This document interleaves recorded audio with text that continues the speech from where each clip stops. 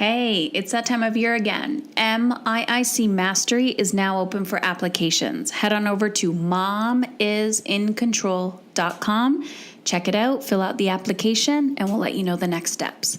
This year we have 2 tiers of the program, Mastery and Soul Elite. Both, as always, are created off the 4 MIIC pillars to help you redesign the life that your soul is craving.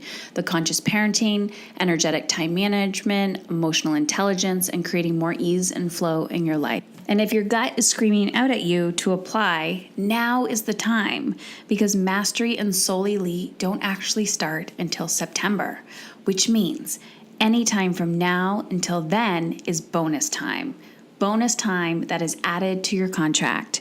So you can get one-on-one access with me, jumpstart on the modules, and get yourself into the community. That said, when September comes, you're not going to be scrambling. You're going to be ready to go because you've prepared and magic is already happening. So how do you get started? Head on over to momisincontrol.com for more information. Also, wanted to give you a little heads up that, as you know, I've been busting my booty to create free content, free weekly content for you guys over the last few years, and I've barely had any sponsors. That said, in the next few weeks, you're going to hear me talk more about the Mastery and Soul Elite programs, and I'm also going to be sharing some of my client testimonials with you. And if this is something that doesn't interest you, that's totally okay. Just skip forward a few minutes at the beginning of each podcast, and just know I appreciate you. All right, let's dive in. All right, guys, I'm back. And yes, I have a cold, so my throat is recovering. I'm sitting here with a warm bowl of soup with lots of garlic and ginger and just earthy flavors in it, warmed up to heal my body. I wanted to talk about why I think I'm sick, and be a little vulnerable about how I feel, what I'm going through, and how it's not the end of the world, that this is a very positive thing, and that this is all part of the process. So last week, checking things off my to-do list, I could feel, I don't want to say the burnout coming, but I could feel that my body was overcharged. And I listened and I calmed down, but I didn't calm down. I didn't calm down in time. Now, I'm a huge advocate of not burning yourself out. I'm a huge advocate about sustainability and alignment. I am definitely not an advocate of perfection. I believe it does not exist. And I also see that people put on this facade that if something quote unquote goes bad, then you've failed. And this is a conversation I have in my mind, and a negative monkey mind, belief that's come up is like, oh, Heather, why couldn't you prevent getting this cold? And I think this is part of the whole self-help industry and why it's really screwing people up, because what a lot of people don't talk about is the dark side of growth. Dark side, yes, that sounds dark and negative, but what they don't talk about is the fear, the overwhelm, anxiety, frustration, actually the birthing process of giving birth to your higher self again and again and again. So if you've ever given physical birth, and I understand that not all my listeners are moms, and I also understand that not all mothers have given physical birth, but what you will notice is, as a woman, you have this nurturing aspect of you. So please don't discount yourself if you've never physically given birth and you're like, oh, I'm not included in this conversation because I've never done that before. I want to tell you that you probably have, maybe just not in the traditional socially acceptable way, but behind closed doors, you probably have. So when you give birth to something like a physical human being, what happens is you go through this contraction phase, right? So there's this incubator phase where there's this thing inside of you growing. And I'm talking about a baby, but I'm also going to interchange and go in and out from baby to idea to your soul, to you, to the new version of you. So you have these ideas inside of you. So you're like, for me, I'll give you an example. This book concept, right? A soul ache or a breadcrumb, like, oh, I want to do this, or oh, I want to do that, or a physical baby, right? You're pregnant, you got to wait 9 months, which feels like forever. And it happens, you're growing. You can physically see that you're growing, right? And then you get to this period where you're like, shit, it's go time. Like there's no turning back. I've been sitting and marinating with this idea for months, maybe years, maybe decades. And now it's gotten to the point in my life where I have to act on it. So what happens? Contractions start, your time is coming up, and these contractions are very painful. They're uncomfortable. And then your brain goes, oh my God, why did I do this? I'm never having sex again. I'm keeping my legs closed for the rest of my life. I'm going to get that hole zipped up completely so that nothing can enter and make this shit happen to me ever again. I don't know about you, but that was my thought process. You go through this whole phase of like grief, right? Like anger, denial, frustration, acceptance, whatever. I'm not saying the stages in correct order, but you understand where I'm going with this. So then what do? You start to push. And while you're pushing, you have these contractions. And then when the contraction is gone, you have this space.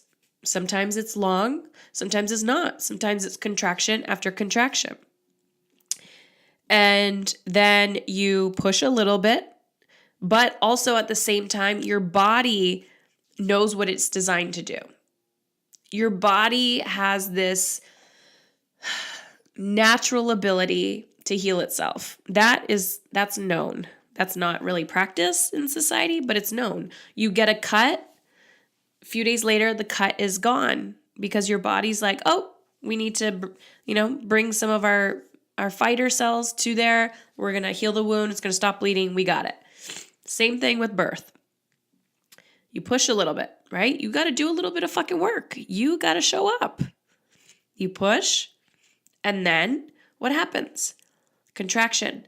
Contraction helps you move through the discomfort. Well, no, it doesn't help you move through it. It fucking makes it very uncomfortable. It helps you move through the process. It assists you in manifesting and giving birth to that thing. So even, again, if you've never given physical birth, you know what I'm talking about.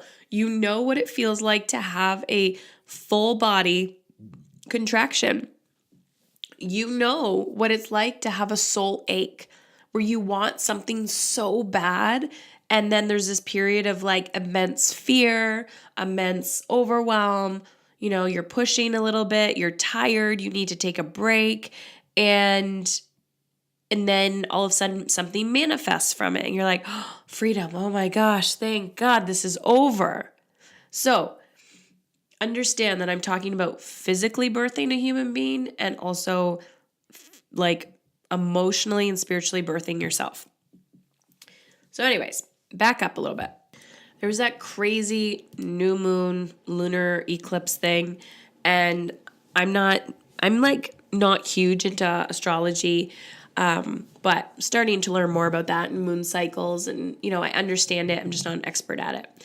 And I'm like, ooh, I'm feeling this type of energy. Like, I wonder what's going on. So I asked my woo-woo friends, and they're all telling me, yep, you're in alignment, Heather. This is exactly what's supposed to be happening. So I'm like, okay, I got it. I understand that part of my quote unquote issue is universe. Like, it's life. It's the freaking planets, people.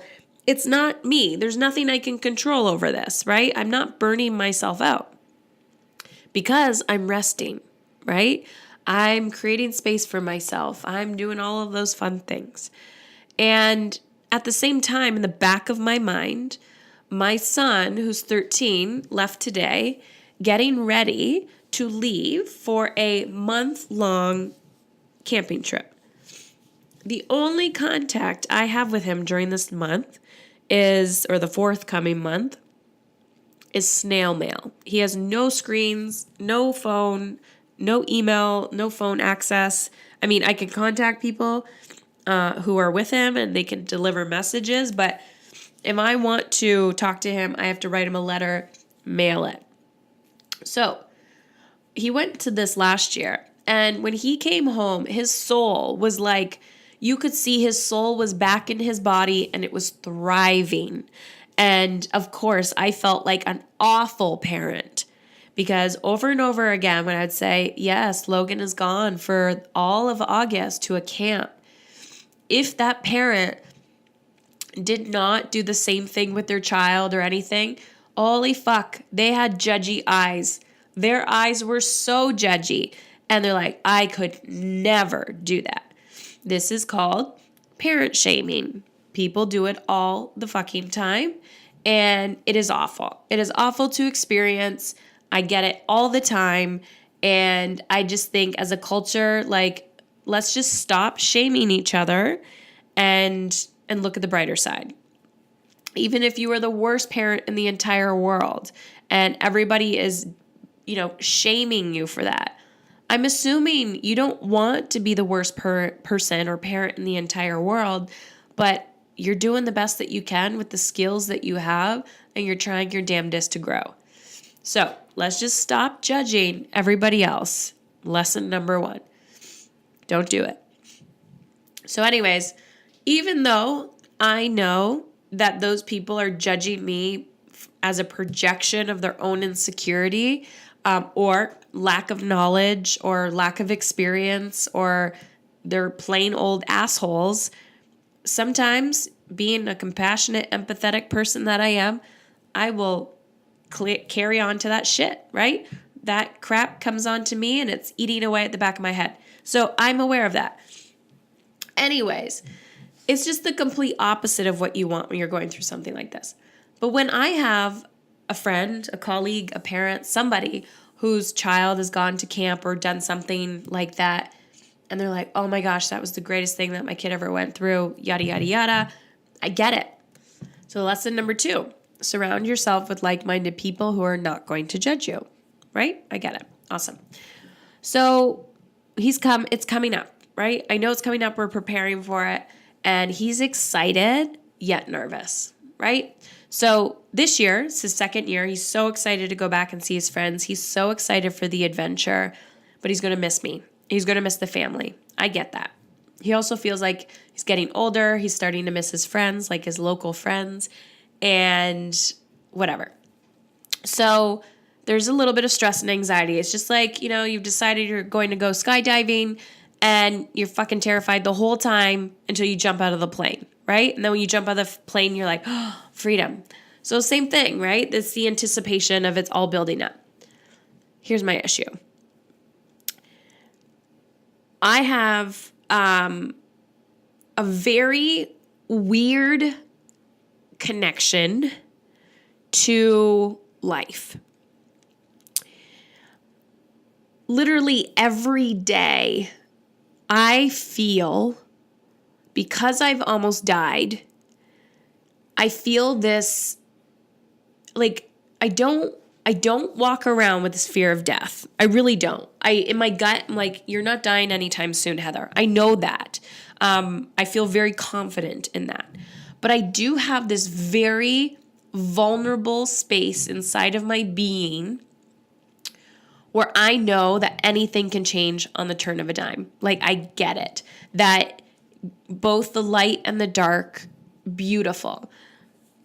The benefits of this, oh my gosh, I can sit at a kitchen table with my boys and they're freaking farting and throwing food at each other and everyone's so loud and I'll pop in my earplugs because I always tell you that. Lesson number 3, earplugs.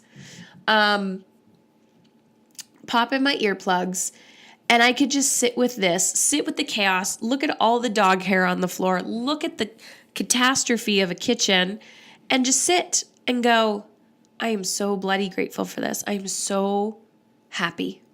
I'm so grateful for these moments. I love it.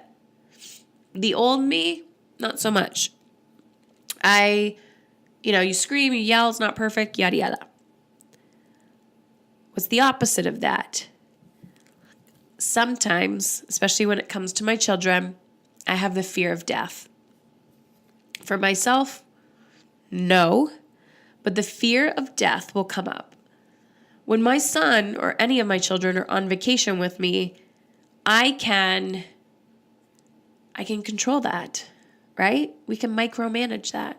They're in my arm's reach. So I can hover around the pool. I can, say, where are you going? What are you doing? What time are you going to be back? Here's my phone. Text me when you get there. Da da da.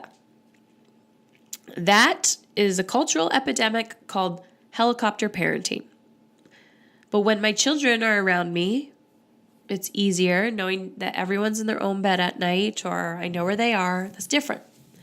So when my 13, almost 14-year-old is gone for almost a month to this camp where he is going to be sailing, he's going to be hiking in some freaking mountains. He's going to be, he's recovering from a broken foot. I don't need to paint the picture for you. You get it. I don't have connection to that because literally the only communication I have is through pen and paper. So this lesson that I'm going through again and again, because we always learn it, is I literally feel like a bird and I'm pushing. Oh my God, I'll talk about that too. Talking about freaking birds. I'll tell you in a second. So then pushing birds out of their nests, right? It's like your time to go.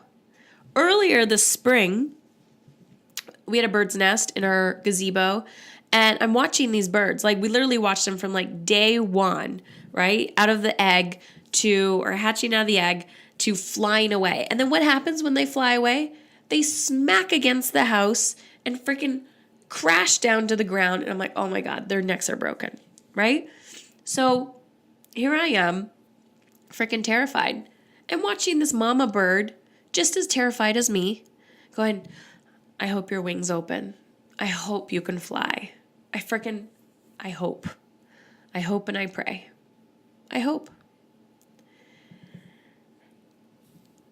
And there's a time, guys, and when I talk to my friends, especially my colleagues who work with boys and teenagers and all of this fun shit, they tell you, 12, 13, there's this rite of passage. It used to be done where boys would go off. To be honest, I think it was like 2 years. Now, don't quote me because I'm not a history buff, but it used to be like 2 years that boys would go off and they would learn to hunt and kill and do all those, masculine things. And now, definitely, they don't do that culturally. And I think, DNA and our biology, like, we are bred to learn some of these things. And I think some of this disconnect that we have with ourselves and our innate human instincts is part of the reason why we have so many problems with our children and behaviors and within ourselves and disease and mental illness and all of that, and culturally. So I know deep in my soul that this experience is great for my son. I know it. And as soon as he comes back, that kid is going to be lit up like a Christmas tree, and he's going to be full of bug bites, and he's going to be like, Mom, I've never felt so complete. I get it. I know this. Wouldn't you all just love to, go on a month-long vacation with absolutely no responsibility, nobody judging you? You're wearing like the shittiest clothes ever and you don't freaking care, and you get to skinny dip every day and nobody's judging you, and someone's feeding you 3 meals a day and you're going on adventures. Like, sounds like heaven to me anyways. So I get it in my soul. But yet my body is physically reacting. So I could see it happening. My husband pinpointed it. He's like, oh, there you go. I said, I know. And then there's also like this deep connection that you have with your children. It doesn't matter. It doesn't matter all the work, all the self-help work that you do. You have to let them fly. Literally saying that brings tears to my eyes. We have to do the hard shit. We have to let our children go at some point. On a side note, I don't know how many times I'm going to have to stop and start again this recording just so I can emotionally get through it. So thanks for bearing with me. And because I'm coughing. So we have to let them go, whether it's going to kindergarten for the first time, going to daycare, leaving them with a babysitter, letting them go to camp, letting them go to high school, letting them go off to college, university, I don't know, kicking them out of your basement, saying, no, I'm not giving you any more money, emotionally, holding a barrier and a boundary and not letting them walk all over you. I understand. It's hard. So at the beginning of the year, I was talking about this is easy. Just take the easy action. Guys, the concepts are very easy. The action is very easy. The emotional baggage that comes with our actions and the detox that you're going to have to go through to become the person that you want to become, it's not. That is the uncomfortable, ugly shit that is going to rise to the surface, and it will manifest in many weird freaking ways. So, as I don't know why I'm saying so many times, by the way. I apologize. As I reflect on, what am I talking about today and who do I want to be and my message in the world, this is one thing that I've been going through, one of many things. Another one is my book.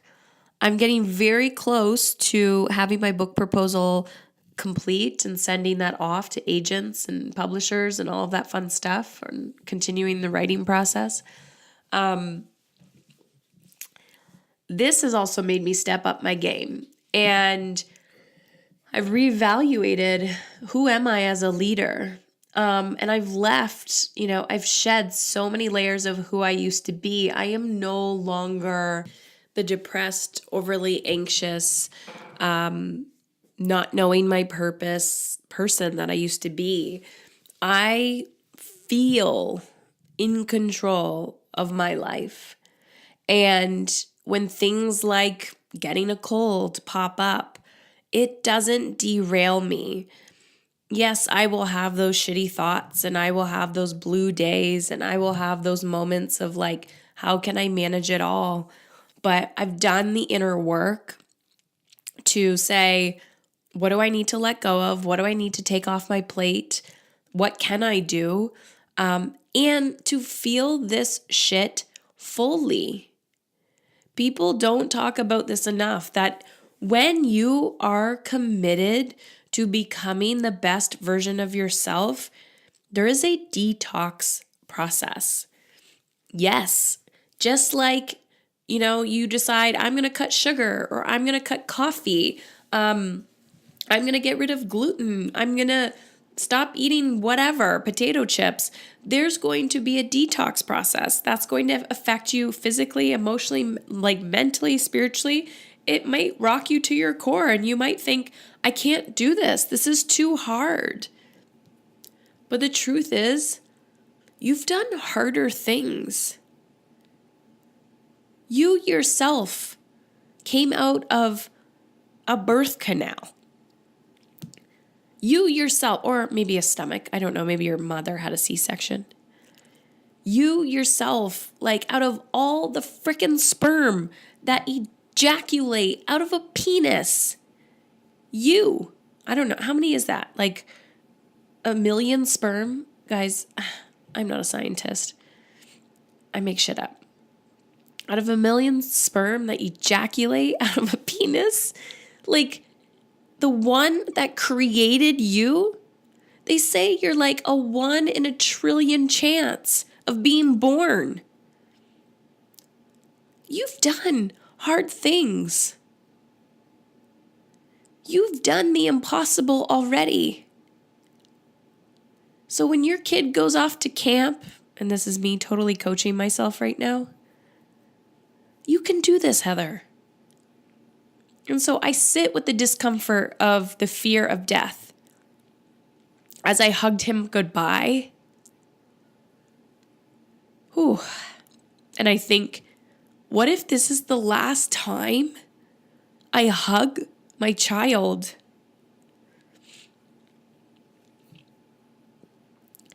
But damn, don't you ever say that when someone has passed in your life? When you say, oh my God, if I only knew that that was the last time, what would I have done differently? That when we are feeling fully alive, guys, we're feeling this dark shit fully too. I'm not numbing this out. There's nothing to numb it with. I've detoxed myself from all of my vices. I don't drink. I don't do drugs. Maybe I'll watch a little extra Netflix and enjoy some chips. But I make myself feel this shit. Because it won't kill me. It's only going to make me stronger. It's only going to make that bond with my son stronger. It's only going to make him more resilient as a child and as an adult. And then there's the book. Oh, this beautiful damn book. It's going to be born. It's got contractions. I'm feeling those fucking contractions. I'm doing the pushing, and then I'm doing the resting. I'm wiping my forehead. I'm giving myself space, and then I start again. And that's all you can do. But listen, while I've been going through my own, freaking moon cycle crisis emotionally, I'm still smiling. I'm still me. I'm still coaching. I'm still showing up. I'm still exercising. Because this is the natural grief process of life. It doesn't matter if you've physically lost somebody, emotionally lost them, maybe spiritually lost them. We're constantly letting go of things in our lives. And you and I both know people who have had great losses in their life. And you wonder, how can they get up and go to work every day? How can they be present for their children? How can they stay true in their marriage? How can they laugh? How can they put a smile on their face? Because you can live in alignment with both of these things going on. You can feel the darkness and you can still find the light. That is the evolution. And on the other side is this victim mentality, this chronic suffering that I deserve to suffer. I need to be a victim to my circumstance, my sadness. That's all. That's all I can consume. No happiness at all. No joy. Addiction to suffering doesn't get you anywhere. It brings you further down this rabbit hole, further down this dark place, asking yourself, what do I want? I don't know, and refusing to take any action towards bettering yourself. It's a refusal. I've seen it. I've dealt with it myself, my previous years. It's not pretty. It's self-punishment. Well, if I'm not happy today, then I guess I just need to sit and lie in bed all day. Really? Do you need to fucking do that? Or can you push yourself a little bit through this contraction? Can you push yourself enough to brush your teeth and take a fucking shower because you stink? Can you push yourself to do something uncomfortable that's outside of your comfort zone? To live beyond the fear? Because that's exactly how you make shit happen in your life. So while I was writing down my thoughts and I was like, what is going on within me? Like, what is this transition? Heather, what actions did you take to get here? And one of the things that I came up with was fear no longer runs my life. Yes, it's present a lot, especially lately, but it doesn't consume me. Every single day, I'm like, you know what? You want to hang out, You want to give me a cold. You want to try to calm down my nervous system. You want to do whatever you want to do. That's fine. But you're not going to bully me anymore. So I act on the book. I let my son go on the trip that he wanted to go on. I take action in my professional career. I take action personally on what I want to do. Take actions in my marriage. Do things that I would normally say, oh, you don't have the time for that, Heather. Oh, you feel guilty for that. You got to say yes to the shit that scares you. Because even though I am freaking terrified, worst case scenario in my mind of what might happen to my son on that trip, that is not living. Living is freaking vulnerable. Living is borderline, like, I guess, crazy to the mediocre person because they're willing to settle and I'm not. I've also made a dedication to that. And that now I'm in no man's land where not everyone is willing to go. And I know that. Where before I tried so hard to bring everybody along with me. Come on, guys. Come on, come on, come on. You can do this. You can do this. And now I'm only walking with the people who want to walk next to me. No longer will I drag people across the field. I may drag you for a few feet because you need it, and then you can drag me and we'll drag each other. But I can't be the only one willing to feel the darkness. You gotta feel your own fucking darkness too. You gotta be willing to show up for the hard things. Because you can do hard things, as Glennon Doyle Milton says. I was watching this little Brené Brown clip, and I think it's on my Facebook page, Braving the Wilderness. If you're not familiar with Brené Brown, you need to. I love this woman. She's a social worker and a researcher. Her latest book, I think, is called Braving the Wilderness. And I think she has a new one coming out too. I have some notes here. She says, don't walk through the world looking for evidence that you don't belong, because you will always find it. Our worth and belonging are not negotiated with other people. And this has been huge for me lately because as I continue, right? So kind of right now in this moment, I'm in a vulnerable state. I'm in this place of making decisions, like committed to myself as a leader, not only to deliver this message to you and the world, but how I'm leading my family, how I'm showing up at the dinner table, how I'm showing up in the morning, how I'm showing up at bath time, how I'm showing up when my son is freaking out about going to camp. Like, you are a leader in your home, and I've just made commitment, like a deeper devotion to myself.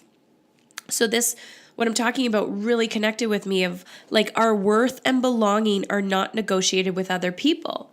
How many times have you been a chameleon and molded yourself to your husband, molded yourself to your children, molded yourself to your partner, molded yourself to your mother's expectations, your father's expectations, your siblings, your aunts, your uncle, the frickin' mailman, the lady at Starbucks, like people who don't even know you. Changing who you are to make other people less uncomfortable. And she says, I know who I am and I'm clear about that. And I'm not going to negotiate that with you. It was actually a little video clip that she was talking to Marie Forleo. So you can Google that if you do so decide. Marie Forleo plus Brené Brown, and then look under the videos. And yeah, she's like, the first 30 years of my life, I constantly negotiated who I was for other people. And then all of a sudden, I just stopped. And she's like, I know who I am. And so the more I accept who I am and all parts of me and my quirkiness and my F-bombs and, you know, where I decided I went through a little period where it's like, do I keep swearing on the podcast or not? And, the feedback I get from you guys is, yeah, sure, go ahead. I like it. It doesn't bother me. And then I'll get maybe 5% that's like, I hate it. I won't listen to you because of it. Those aren't my people. We can't keep manipulating who we are to please other people. And I find that so many women do this, especially in partnerships and marriages and parenting. They've manipulated who they need to be as a mother in order to satisfy other people. Something as simple as, Mom, I hate you. Mom, you're mean, right? This was me yesterday when I told my 5-year-old, you don't get the iPad. Like, no, you get way too much at grandma's house. So at home, like, you can watch like 20 minutes of Netflix a day and like, that's it. Play with your freaking rocks. And I hate you. I hate you. I hate you. I'm like, that's fine. I got a boundary. I'm pretty confident in who I am. Therefore, I love you to pieces. And I know you're projecting your anger onto me, right? It's hard. I get it. So when Brené says, I know who I am and I'm not, I'm clear about that and I'm not going to negotiate who I am. She talks about, I will negotiate a topic, I will negotiate a contract, I will negotiate views, but I will not negotiate who I am for you. And oftentimes, this happens in employment. Oh, Heather, can you just tone it down a bit? Oh, can you not do this? Can you not do that? And it's part of who I am, which is probably why I was never a good employee and I had to be self-employed. And then she goes on to say, because then I may fit in for you. Ooh, this is a good one, guys. Listen up. Because then I may fit in for you, but I am no longer belonging to myself. Ooh, that's a good one. I'm going to repeat that. Brené Brown. Talking about, I will negotiate topics with you. I will negotiate contracts, but I'm done negotiating who I am. Because then I may fit in for you, but I no longer belong to myself. So this, my friends, is the core of my shit. I belong to myself. I've made a commitment to my soul. And I do not care how uncomfortable that makes other people feel, including my husband, including my children. And contrary to that, I'm closer to my husband and I'm closer to my children because I've chosen to belong to myself. And that's it. That's what I got for you today. Thank you so much for listening. So, if you've been listening to me, you are itching to learn more about the Mom is in Control Mastery Program, then run. Don't walk. Run on over to momisincontrol.com. Check it out. Watch the video on the application page. Download the PDF that gives you, the outline of the program. It's an 8-month program. It's an intensive program. It is game-changing, life-changing. You will figure out what you want. You will figure out, why am I so angry? You will figure out, how can I make my life easier? You will figure out, what is my purpose? What do I want to do in this world? You will figure a lot of shit out. And you will create connections. You will create more time. You will create more money, if that's your goal. You will feel in control. You will feel the darkness. You will feel the light. And you will have somebody there walking you through the process, holding your hand. This is it's not a group program. It's like a mastermind. You are gaining access to a community. You're gaining access to curriculum, so education. We have guest speakers that will come in. But more importantly than that, you're doing one-on-one coaching with me. So this is not like buy the program and you're in there with 1,000 people. This is a hand-holding step-by-step guidance program showing you how you're getting stuck, why you're getting stuck, and helping you create. I'm giving you the shovel and I'm saying, let's get you out of this hole, right? Let's put some more dirt in the hole so you can dig your way out of it. But girl, I can't fucking help you if you don't fill out the application. I know you're scared. I know you've been listening to me and I know you've been wanting to work with me and just listening to me over and over again. You're like, wow, Heather's going to kick my ass. I'm not going to kick your ass. I'm going to show you how you can become the greatest version of yourself. Because I have to be very, very honest. Your time is running out. Not just with me, but with your children. They're growing fast. You will not get this time back. You will not get it back. And you can continuously convince yourself, oh, in 6 months things will change. Oh, next week it'll get easier. Next year, next decade. And then you're going to look back on your life and you're going to say, holy shit, I've been using excuse after excuse to avoid doing the work because I'm absolutely terrified of what I'm going to open inside. And I'm telling you, I've been there again and again and again, and I keep opening the can of worms, and nothing in there is scary. It's the thought of what is inside that is scary. So I'm inviting you to take the first step, just one little baby step. Head over to mamasincontrol.com and fill out that application. Once you've filled out that application, I personally read it and I will respond with your next step to get on the phone for an introductory call. That's it. That's all you have to do today. All right, mama, I just want to let you know you are so fucking worthy of belonging to yourself. Hi everyone. I wanted to just hop on and shoot a quick video and tell you guys about my experience coaching with Heather. So I've been with her for, I don't even know, a couple months. It feels like it's probably only been 4 months, I'm guessing. But I have had such a great experience and I wanted to tell you a little bit about it. The biggest game changer for me has definitely been what she calls energetic time management, and she's taught me.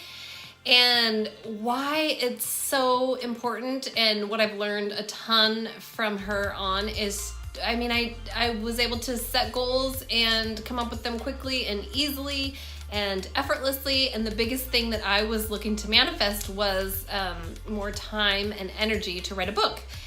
And so I have completely done that. I don't even know where that time and energy has come from, honestly, because I have the same life, same kids, job, all the responsibilities at home and everything, but somehow I have manifested this time and energy to write every day. And so it's just been a game changer for me, the energetic time management. The other thing that I love about Heather is just the way her program is structured. So it's quick and easy. I've had a lot of coaches, therapists, done a lot of 1 hour sessions, and I love how these are quick and laser focused, and she's very talented at getting right to the issue, at the heart of the matter, what you need to hear right then.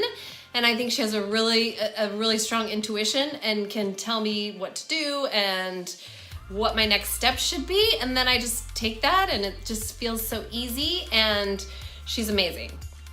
So the other thing I just wanted to mention, because it was a big deal for me, is the money stuff. So when I first talked to Heather, and even when I first sort of came across her online and stuff, I knew in my gut that I had to work with her. And even when I talked to her about the money stuff, I still felt in my gut that I wanted to work with her, but I had a huge resistance thing around the money. So I just wanted to say to anyone who's having that same issue, my money stuff came up just right away, just right then, and she was able to coach me through it just in that moment before I'd even hired her. So it's your stuff. Your stuff just comes up. I don't know what it's about, but now I haven't thought twice about the money. The money is worth every penny. I don't even know what my issue was exactly. Probably fear. It's probably a resistance, fear. Do I really want to invest this amount of money in myself? And I guess what I have to say to you is, if you're having those questions, yes, you do. It's totally worth it. And I just can't say enough good things. So I think you listened to your gut, and I'm so glad that I did.